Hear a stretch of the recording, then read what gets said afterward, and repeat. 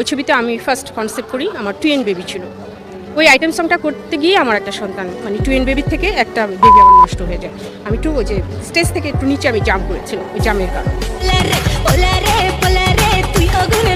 বাংলা সিনেমার এক সময়ের আলোচিত অভিনেত্রী নাসরিন তার জীবনের সবচেয়ে বেদনাদায়ক অভিজ্ঞতার কথা ভক্তদের সঙ্গে শেয়ার করেছেন।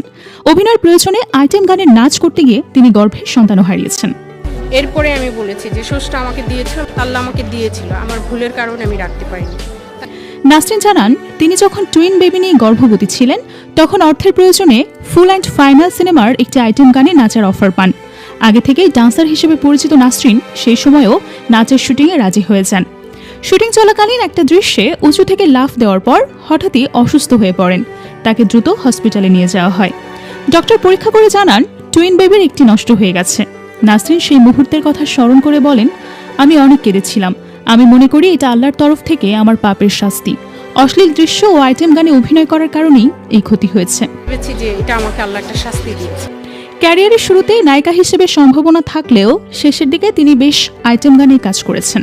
দিলদারের নায়িকা হিসেবে তিনি দর্শকদের মনে স্থায়ী স্থান করে নিয়েছেন। 50টিরও বেশি চরিত্রে অভিনয় করেছেন তিনি। বর্তমানে স্বামী, সংসার ও সন্তান নিয়ে শান্ত জীবনযাপন করছেন নাসরিন।